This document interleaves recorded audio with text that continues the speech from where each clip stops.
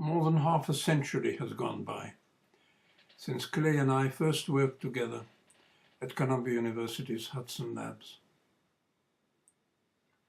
My recollections have, like myself, grown old. And as a poet once observed, the years tend to freeze our memories. I have unfrozen mine as best I could, and will try to do Clay justice. He was a good friend and a very fine scientist. He deserves no less from me. We met at Columbia University's Hudson Labs in the autumn of 1954. Block funded by ONR to do basic research relevant to the detection of submarines. The lab had been set up in Dobbs Ferry, New York in 1952 by Ed Booth of the Columbia Physics Department. I had been hired in 1953 by Bill Nierenberg, who was director at the time. Frank Levin, the assistant director, was on temporary leave from Standard Oil ESSO Research Labs in Tulsa, where he had worked with Clay. He it was who persuaded Clay to bring his geophysics expertise to Hudson Labs. Clay's arrival increased the geophysicist count at Hudson Labs to the grand total of 2, Clay and Tolstoy. The rest of the scientific staff were physicists of various persuasions, reflecting largely the interests of the lab's founders: molecular beams, solid state, particle physics, etc. Although, to be fair, a geologist, John Northrop, arrived soon after, to be followed by Pete Rona, now professor of geology at Rutgers. Not surprisingly, Clay and I soon found common ground, collaborated on a variety of projects, and became fast friends. Clay began professional life as a physicist, obtaining his physics doctorate with a thesis in spectroscopy at the University of Wisconsin. Following this up with 2 years at the Standard Oil Research Labs in Tulsa, Oklahoma. This apprenticeship in the oil industry meant that, in contrast to most of the young physicists staffing Hudson Labs at its inception, he had first-hand experience of fieldwork in a natural environment and a thorough acquaintance with the instrumentation and equipment available at the time. He understood the difficulties of dealing with noisy environments. In particular, he appreciated the power and importance of filtering techniques, of which he was to make inspired use in his many contributions to ocean acoustics. Our collaboration began with successful low-frequency shallow water propagation experiments off the coast of Fire Island. A calibrated low-frequency source, designed and built at Hudson Labs, was towed away from a fixed hydrophone on a straight course parallel to the coast, following the 23-meter depth contour. Calculations using normal mode theory and an independently determined layered sediment model was shown to predict quite well the observed acoustic pressure versus range curves for frequencies of 5 to 30 Hertz out to ranges of 2 to 4 kilometers. In another series of runs, Clay demonstrated quantitatively the importance of sea state, as defined by RMS wave height, for determining the observed field attenuations of the guided modes. All this took place over half a century ago, but Clay's enthusiasm and experimental nous remain fresh in my memory. He always knew which instrument would do the job, its relevant characteristics, what its reliability would be, etc. He had also mastered most contemporary work in filter theory and applied it very effectively in extracting signals out of noisy backgrounds, the ever-present central problem in environmental acoustics of any sort. He saw acoustic measurements in the ocean as a problem in filter theory, a point of view he expanded elegantly and clearly in our joint book Ocean Acoustics, the first edition of which, published by McGraw-Hill, appeared in 1966. The work of Wiener, Van Vleck and Middleton, Eckhart and others in the 1950s had demonstrated that for propagation experiments in noisy environments, there exists an optimum or matched filter. Equivalently, Eckhart, Smith and Parvulescu had shown that one may match the signal to the environment. Thus, at Hudson Labs, Parvulescu had developed the use of time-reverse signals as optimum signals in a noisy ocean environment. In this technique, the arrival recorded at the receiver is transmitted by radio back to the source ship, where it is played backwards into the source, a procedure equivalent to using an optimum filter for a transient source. Clay and Parvulescu pioneered the use of such time-reverse signals for transient sources at ranges of 24 kilometers in deep water and depth of 1.8 kilometers. They did this in the tongue of the ocean with remarkable success, increasing the signal-to-noise ratio by an order of magnitude over the unfiltered signal. A brilliant result.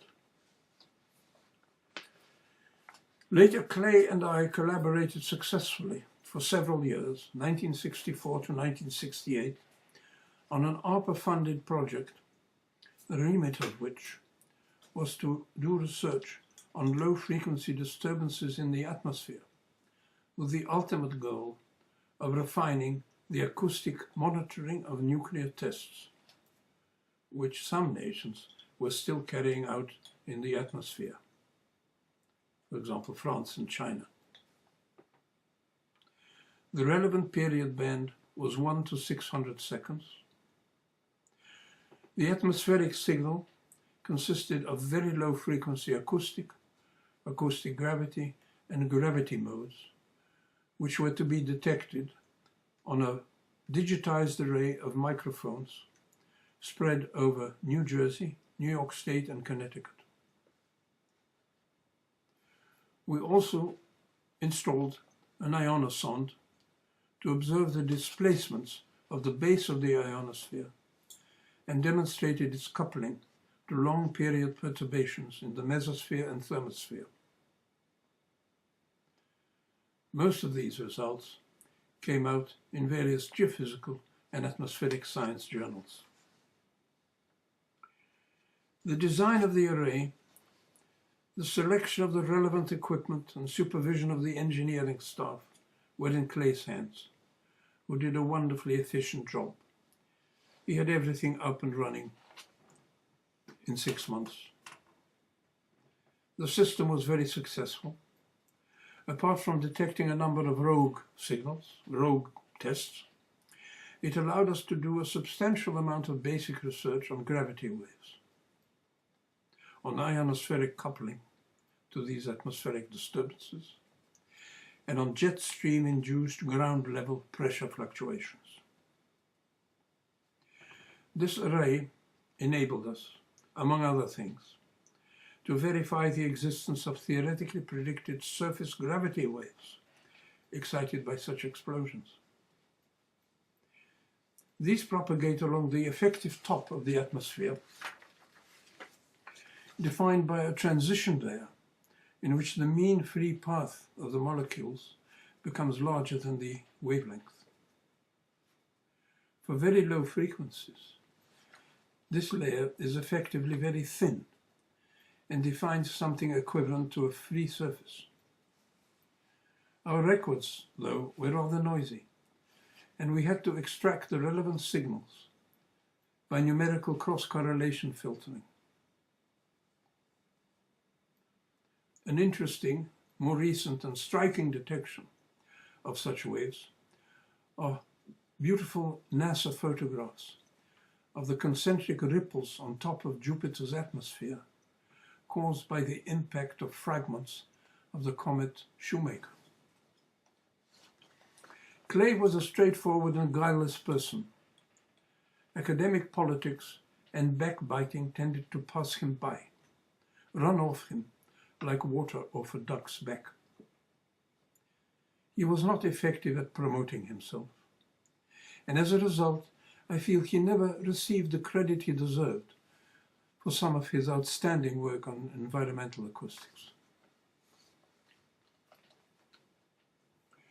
Early in 1968, Hudson Labs ran into funding difficulties, and Clay's and my paths diverged. I departed for other pastures, while Clay left Hudson for a professorship at the University of Wisconsin. There he continued his work on underwater sound, writing extensively on scattering problems, with particular emphasis on sound scattered by fish, treated as resonant air bladders, and the investigation of rough surfaces. During those years, he continued collaborating with colleagues like Tim Stanton and Hank Medwin, and produced 2 more books. One, a textbook on the software for the interpretation of seismic exploration techniques. It was called Elementary Exploration Seismology. It was published by Prentice Hall in 1990. The other, with Hank Medwin, was titled Acoustical Oceanography and was published by Wiley in 1977 and was on the applications of acoustics to oceanographic problems. The ASA awarded him with its medal for acoustical oceanography.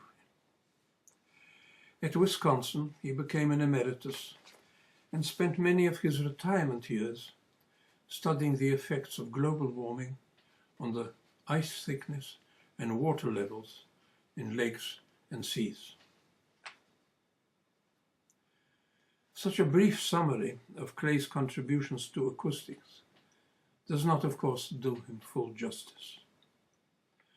A more careful examination of his 134 articles and books listed last year in the Science Citation Index would be required, a job I must regretfully leave to some future scholar. While I greatly admired his scientific work, he was also my friend, and I must say a few words about his qualities as an extraordinary human being.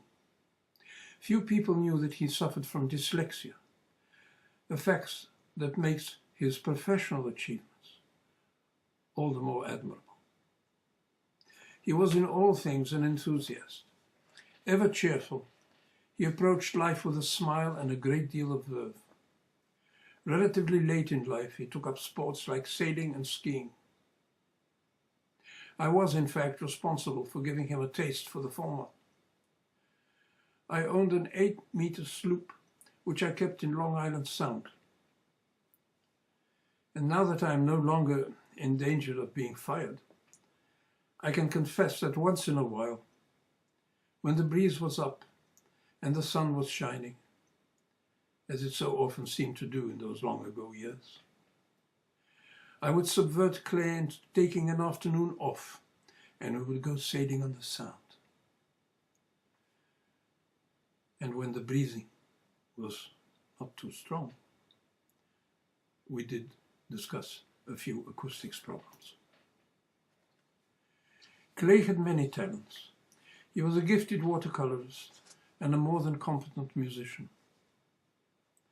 In Wisconsin, he and his wife Jane were active full-time members of a small orchestra to which he used to refer to as his band. For many years, Clay and Jane were also on the ski patrol of their local ski area, picking up casualties, dusting them off, and leading them down to the base and to take care of their injuries. Jane, of course, had trained as a nurse. They had by then acquired a substantial brood of children, who it seems were also quite prolific. In later years, we mainly kept touch via email, but my mind's eye conjures up a vision of him sitting near the shore of the lake he had once lived by and loved, smiling and amiable, a white thatched patriarch surrounded by clouds of grandchildren.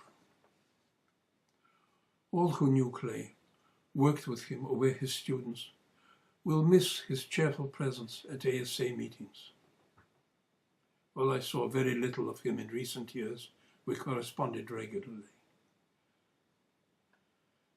But the knowledge that he's no longer with us leaves a major gap in my world.